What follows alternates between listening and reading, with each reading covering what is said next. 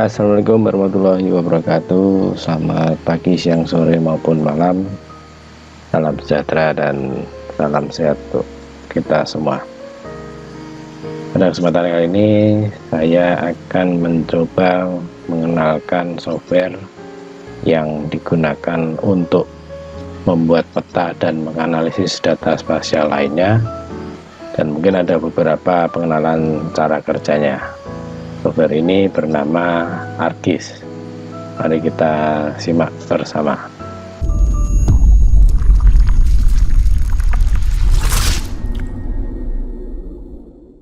Ini softwarenya tampilannya seperti ini ya, tampilan awal gitu ya, tampilan awal seperti ini. Ada beberapa bagian yang menjadi perhatian khusus gitu ya untuk menjalankan softwarenya. Yang pertama, ini tampilan yang besar ini, yang putih blank ini ya, ini kalau diistilahkan di softwarenya itu data view-nya. Jadi ini namanya data view-nya di sini. Ini nanti yang untuk melihat hasil atau SHP yang mau dianalisis atau mau dirombak gitu, atau mau ditambahkan datanya, format SHP maupun yang format citra. Jadi kalau SHP dikategorikan data masih data vektor, tapi juga citra atau mungkin gambar peta yang nanti mau diregister ya, yang diregister. Kemudian tampilan lain yang juga penting adalah tabel of content ini. Biasanya di defaultnya itu akan ada di sebelah kiri. Ketika softwarenya sudah diinstal, dia defaultnya posisinya di sebelah kiri. Nah, ini nanti isinya semua layer yang mau dipetakan, bisa titik, garis, ataupun poligon ya, area. Ini di sini, dan susunannya bisa dinaik turunkan ya. Ini karena belum ada, jadi belum bisa saya praktekkan. Tapi nanti bisa di setting mana yang di atas, mana yang di bawah. Kemudian yang satu lagi adalah ini, katalog. Nah, katalog ini sebenarnya bagian dari tempat penyimpanan ya, tempat penyimpanan si data. Jadi semua data akan tersimpan di sini. Ini folder penyimpanannya harus connect dulu. Jadi ini tidak kayak software yang lain bisa di save atau dipanggil datanya dari sembarang tempat, tapi ini dibuat koneksinya dulu. Jadi mau disimpan di mana. Nah, ini beberapa sudah saya konekkan karena memang kebutuhan gitu ya. Tapi kalau nanti belum, itu bisa di setting sini, nanti diklik saja. Kemudian folder yang mau dijadikan tempat menyimpan data-data di mana saja, misalnya di E atau di D gitu. Terus nanti misalnya di folder kuliah gitu, terus data gitu, misalnya kayak gitu. Ini sebenarnya juga mempermudah ketika kita mau manggil data, nggak perlu susah-susah untuk mencari foldernya, karena di sini sudah ada ibaratnya kayak quick access-nya gitu kalau di Windows ya. Kemudian untuk yang bagian yang lain adalah ini ya, ini yang sering dipakai untuk analisis. Ini sudah bawaan, jadi namanya Arc Toolbox.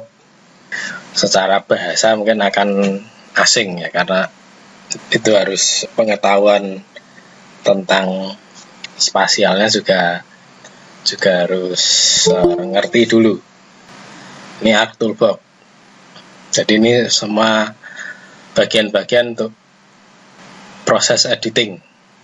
di sini. Karena ini sistem operasinya sangat kompleks gitu ya, kayak di ruang kemudi pilot gitu misalnya, tombolnya banyak sekali, pilihannya banyak sekali. Nah, kita perlu mengecek juga tools yang mau dipakai. Ya, tools yang mau dipakai itu ada banyak di sini. Tapi paling tidak biasanya akan memakai yang saya centang ini. Ya, nggak semua juga ini, ya, nggak semua juga. Biasanya draw editor, kemudian di reference, GPS, label, layout. Di bawah ini masih ada. Ya, itu. Jadi ini kayak tools yang nanti ada muncul di sini. Yang muncul di sini. Kemudian dari software ini pun juga tampilannya yang menu di atas ini juga sama, ada file edit dan sebagainya itu sampai ke help. Di help ini sebenarnya juga ada tutorialnya langsung. Jadi nanti ketika biasanya kebingungan, nah ini misalnya ya, ada bagian-bagian yang bisa dipakai nanti ini keterangannya ya. Nah, ini misalnya, nah di sini sebenarnya ada, dan nanti tinggal diklik di linknya sini, nanti ada langkah kerjanya. Cuman kan masalahnya kalian harus tahu juga istilahnya apa gitu. Istilahnya untuk saya mau membuat seperti ini tuh istilahnya apa. Nah, itu yang biasanya jadi PR pembelajaran pertamanya gitu. Editing itu apa, geocoding itu apa, dan sebagainya.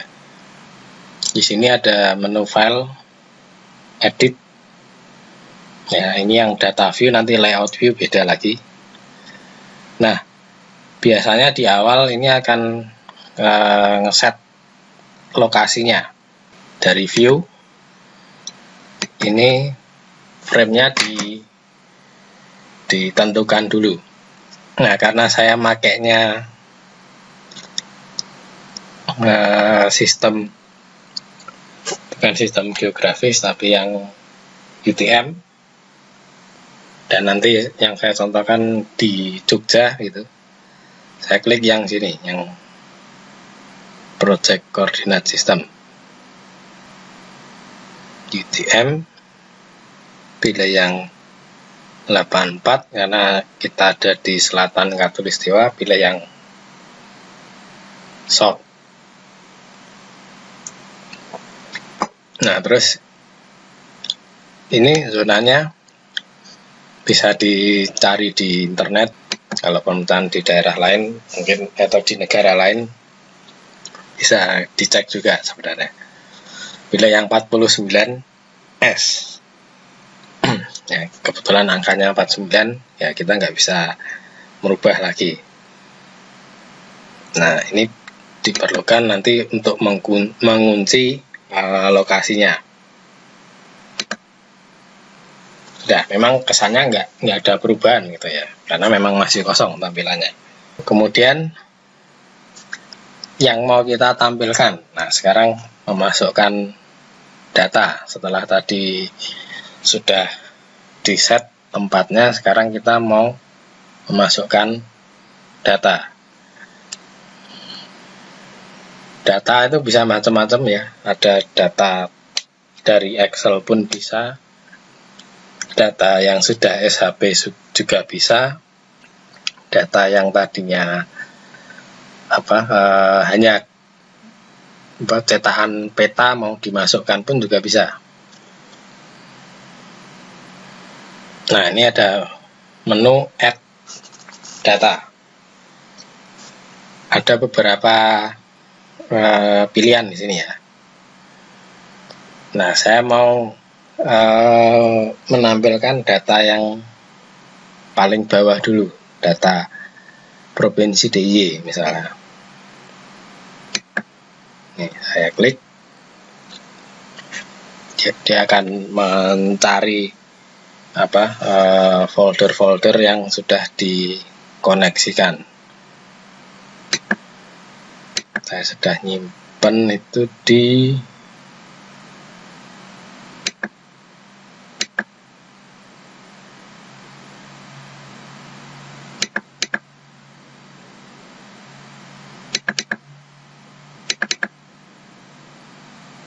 Oke, saya sudah coba pindahkan ke SIG sini.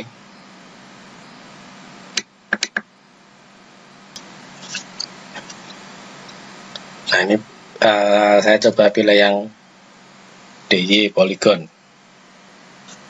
Ini ada banyak, saya pilih yang Polygon. Nah, ini sudah muncul DIY-nya.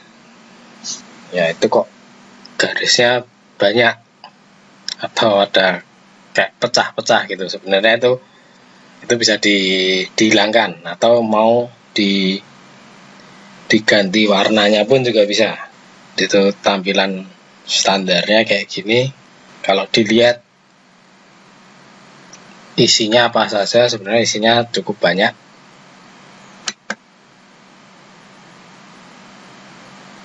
Nah, ini ada berapa data ini ya? 437 data. Nah, ini ada provinsi, kecamatan, kode desa, dan sebagainya. Nah, seperti itu. Kemudian kalau warnanya mau saya ganti, atau misalnya garisnya ini mengganggu, outline-nya saja dihilangkan. Atau warnanya mau dibuat lebih feminim gitu misalnya, bisa. Jadi bisa diedit. Nah, ini kalau nanti di double klik gitu, ini juga bisa disesuaikan simbolnya berdasarkan apa. Tadi kan datanya ada banyak, ada kecamatan, ada desa, ada kode pos atau apa gitu ya tadi. Nah, ini saya coba nampilkan yang beda. Ini ada batas, kode provinsi. Misalnya saya bagi nama kabupatennya. Nah, ada 5. Coba saya apply di 5. Ada kotanya, ada Sleman, Bantul, Ponorogo, Gunung Kidul. Ini pun nanti garis-garisnya ini pun juga masih bisa dihilangkan juga. Caranya sama kayak tadi. Nah, ini jadi ungu polos gitu. Atau mau dibuat warnanya tidak ungu pun bisa. Caranya juga sama, diklik saja. Misalnya mau ganti biru. Nah, seperti ini.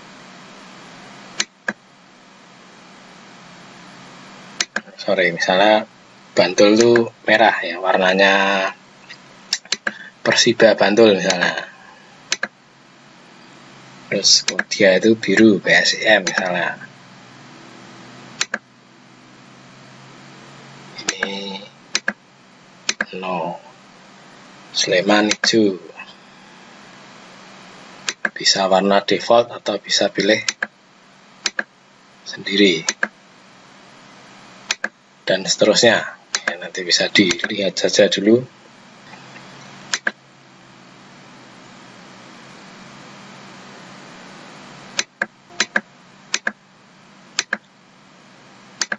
Nah, ini untuk data yang ditampilkan kalau sudah siap datanya atau sudah jadilah ibaratnya kayak gitu. Nah, sekarang gimana kalau misalnya datanya data baru atau data yang ibaratnya belum ada di database-nya, atau mungkin data dari hasil survei. Data dari hasil survei nantinya akan berbeda caranya. Contoh misalnya saya punya data Excel dari titik sumur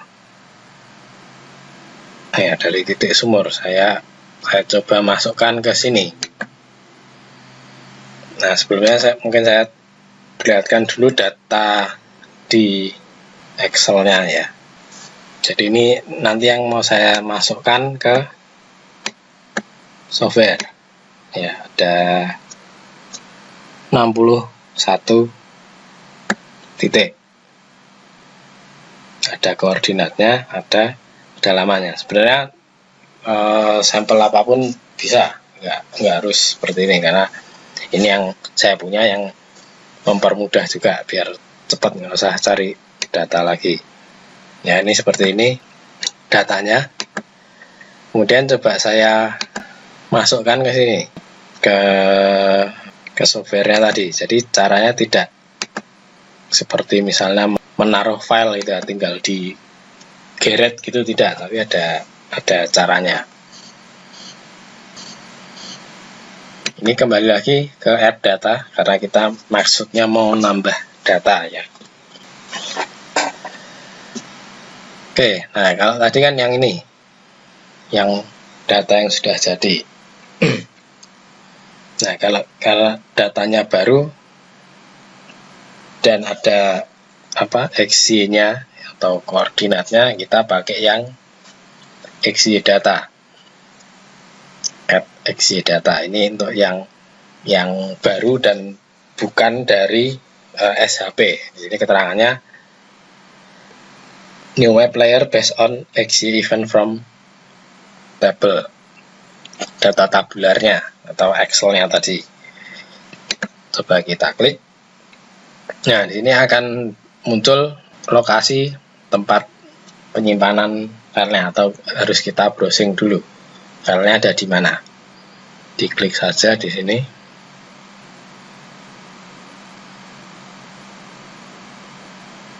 Nah, ini karena tadi masuknya di SIG ya, kemudian di bahan sama data spasial. Ini kita klik. Nah, di situ ada pilihan, biasanya pilih yang database karena ini sudah pernah dianalisis, akan muncul tulisan di bawahnya nih. Tapi kalau belum, biasanya hanya database saja atau sheet 1 gitu. Add. Nah, di sini XY-nya dia otomatis mencari nilai XY juga, koordinat X maupun Y. Kemudian Z ini sebenarnya pilihan, ya pilihan, ada yang dikosongkan pun boleh, diisi pun nggak masalah kalau memang ada data Z-nya bisa ketinggian atau kedalaman atau nilai indeks yang lain ya, yang di luar dua itu. Tapi karena ini tadi sumur itu dia datanya selain koordinat ada kedalaman.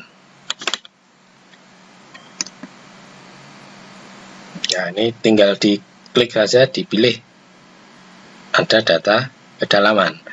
Nah, si software ini juga akan membaca berdasarkan tabel yang dibuat di Excel-nya tadi.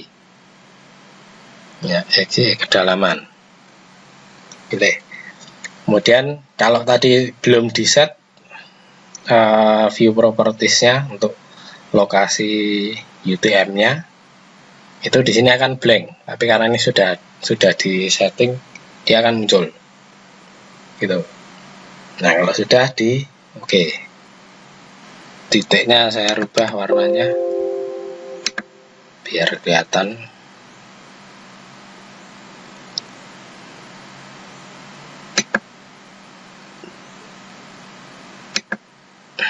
Nah, biasanya untuk mengantisipasi supaya terlihat atau tidak terlihat, itu kombinasi warna juga nanti diperlukan. Artinya jangan sampai warna terang numpuk di warna terang atau warna gelap numpuk di warna gelap. Misalnya seperti ini mungkin kurang jelas, tapi masih mending, masih terlihat Bayangkan kalau ini saya ganti misalnya yang Gunung Kidul ini warnanya mirip gitu ya, sama-sama biru. Nah, kayak gini akan nggak terlihat jelas gitu. Oke, karena ini kita nggak membahas kabupatennya gitu ya, kita pakai yang balik lagi ke keseluruhan, jadi warnanya disamakan aja lah. Oke, dari sini warna terang sama warna gelap dikombinasikan ya. Kemudian karena ini belum data SHP gitu ya, belum data spasial walaupun ada XY-nya. Kalau kita kalau kita pakai analisis belum bisa. Nah, ini sebenarnya perlu di convert, karena ini sebenarnya baru menampilkan si sumur tadi. Ini bisa diekspor data, jadi ini diklik kanan, data, ekspor data. Nah, nanti tinggal di setting outputnya mau di mana. Nah, saya mungkin yang masuk ke sini lagi aja, dan usahakan tempat nyimpennya juga sama ya, tempat nyimpennya juga sama. Nah, ini sudah .shp atau tipenya save file. Itu nanti sangat berbeda ketika bentuknya Excel tadi, ini XLS. Mungkin saya kasih nama sumur gitu.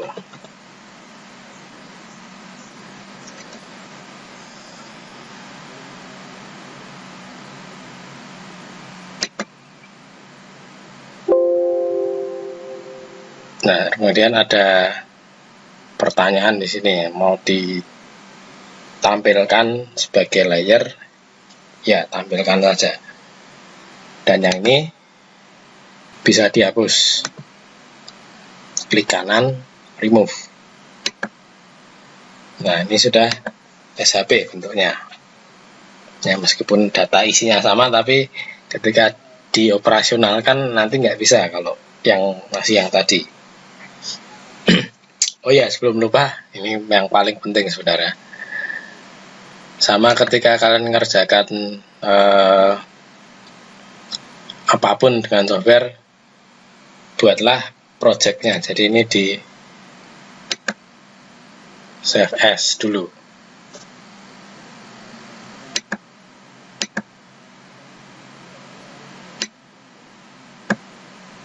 Ini ngantisipasi nanti kalau ngehang gitu atau